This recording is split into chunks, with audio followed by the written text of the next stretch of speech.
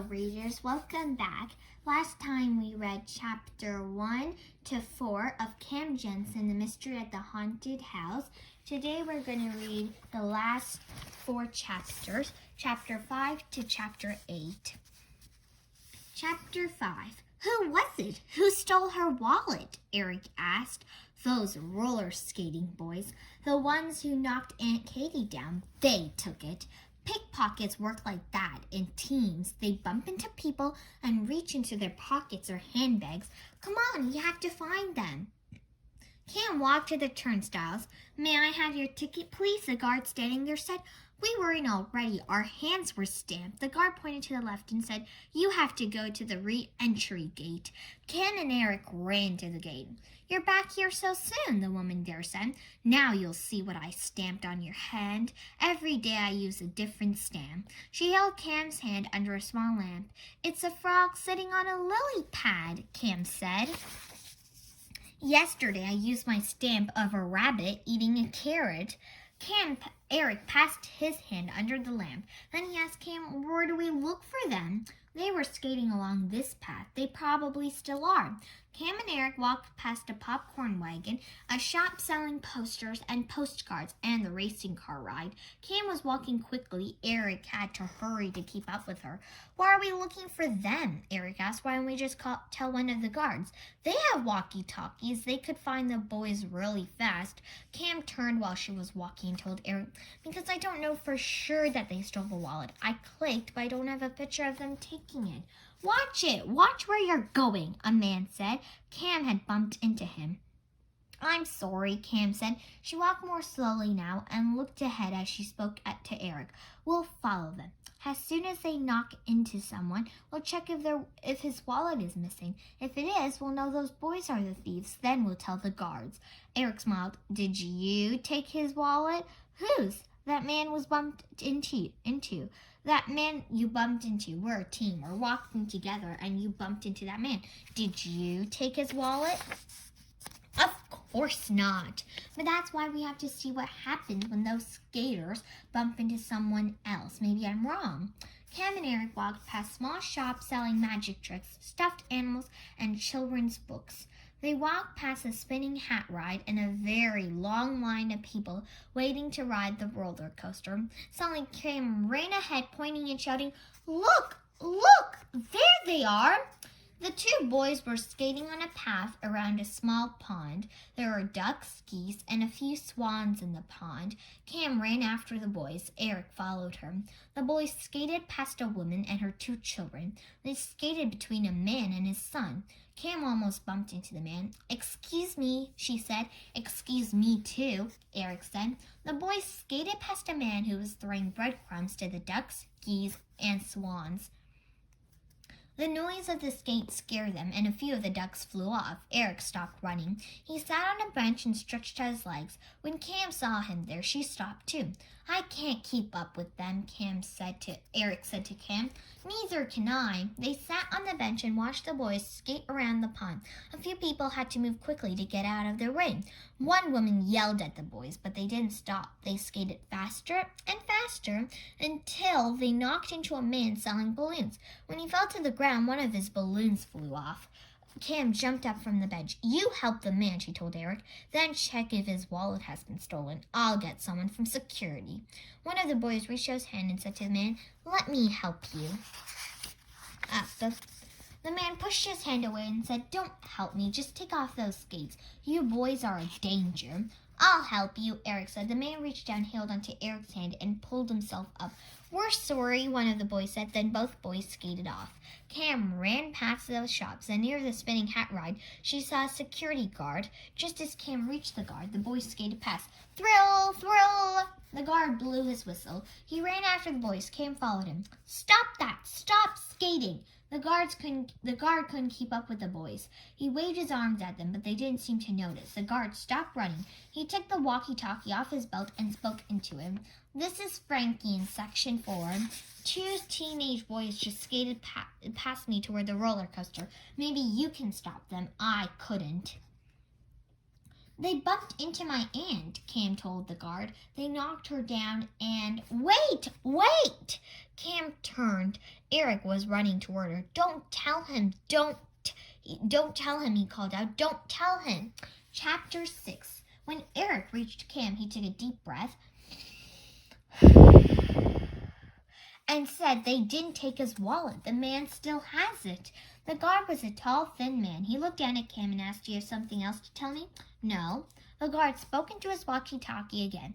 "This is Frankie in Section 4. I'm going back to my post," he said. Then he walked back to the spinning hat ride. "What do we do now?" Eric asked.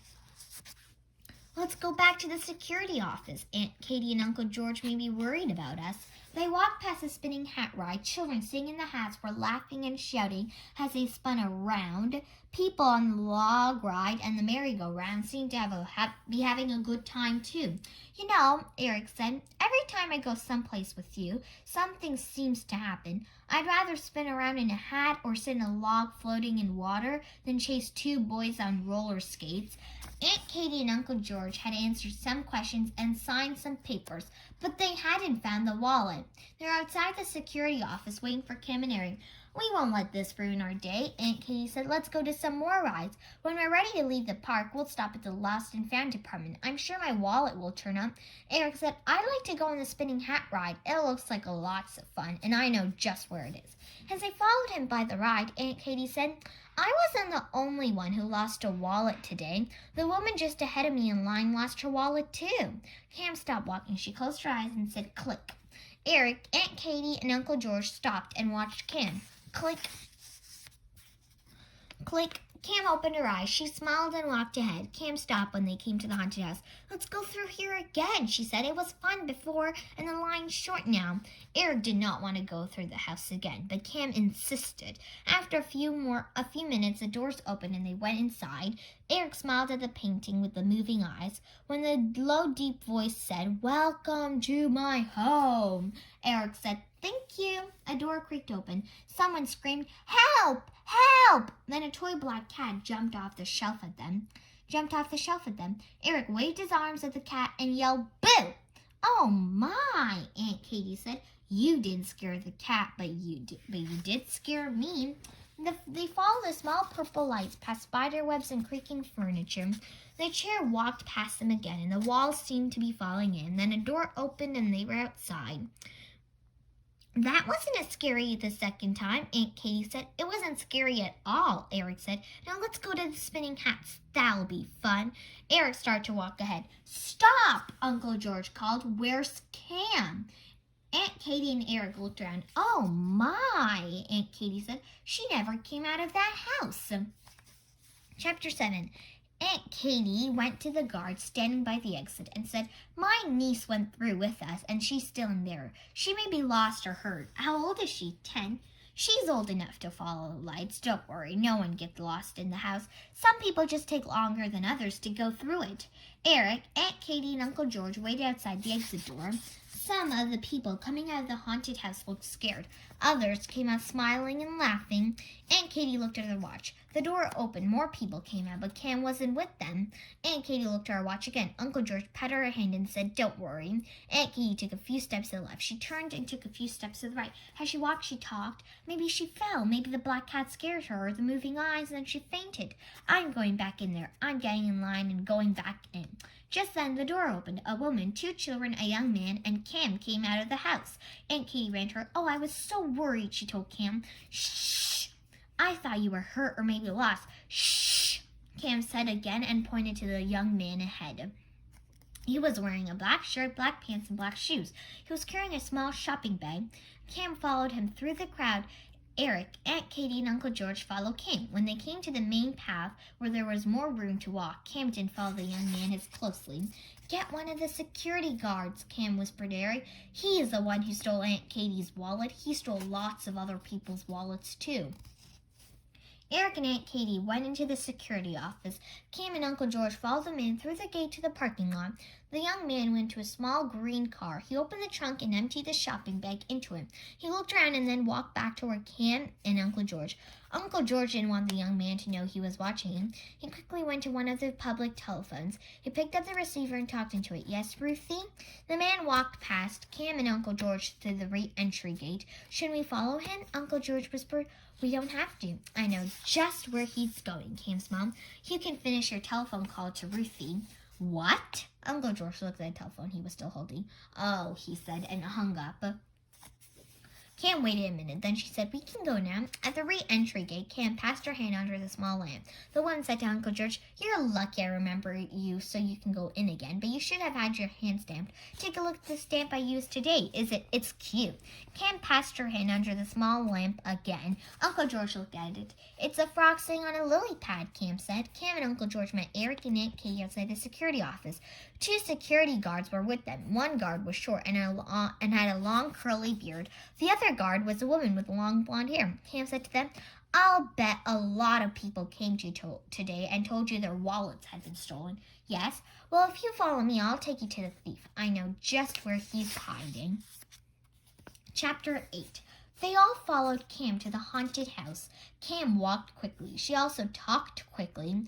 Aunt Katie gave me the first clue. She said the woman ahead of her at the security office had lost her wallet too.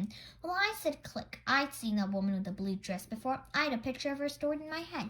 She was the same scared woman we saw coming out of the haunted house. I said click again. I remember that someone jumped out at Aunt Katie. He must have jumped out of that woman too. That's why she was so scared.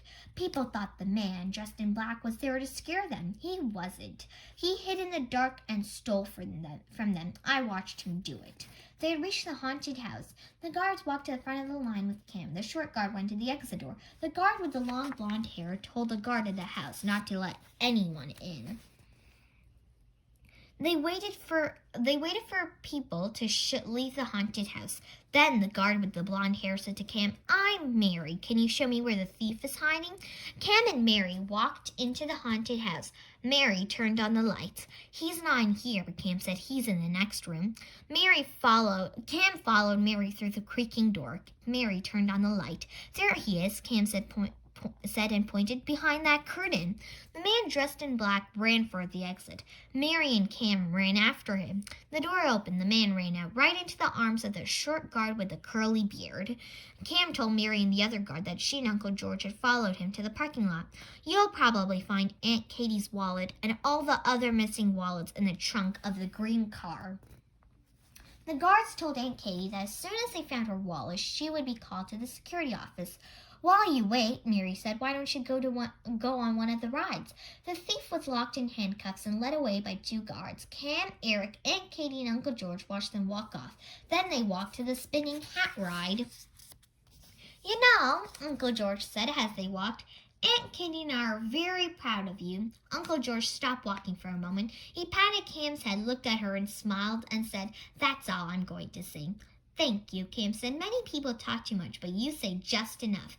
I'm glad you're proud of me. Cam and Eric went on the spinning hat ride. Aunt Katie and Uncle George stood on the side and watched. Cam and Eric rode in an upside-down purple derby. In the center of the derby was a large metal wheel. The more they turned the wheel, the faster the hat spun around. Cam kept turning the wheel. When Cam and Eric came off the ride, they were dizzy. Oh my, Aunt Katie said. You're walking funny.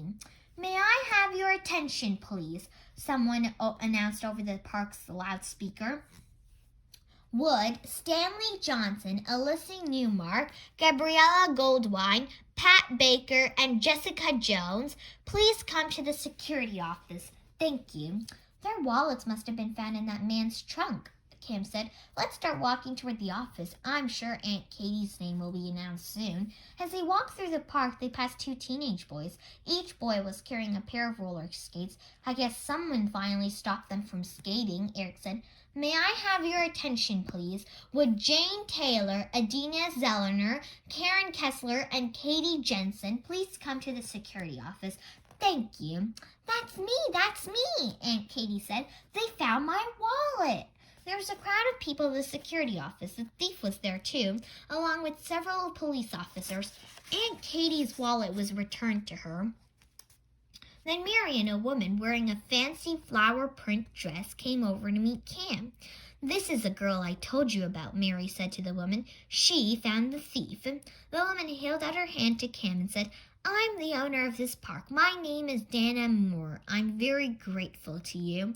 Dana Moore was holding an envelope. She gave it to Cam and said, I'm sure that while you were chasing that thief, you missed some rides. I'm giving you 4 passes to come into the park as often as you want this month for free. Cam thanked Dan and Moore. That's great, Eric said. We can come here during spring vacation. Uncle George and I would be happy to take you, Aunt Katie said. Eric said, maybe then we can spend the whole day going on rides. Maybe Cam won't find some mystery to solve or some thief to chase. Cam looked at Aunt Katie and Uncle George and said, maybe. Then she turned to Eric, smiled, and said, and maybe not. The end.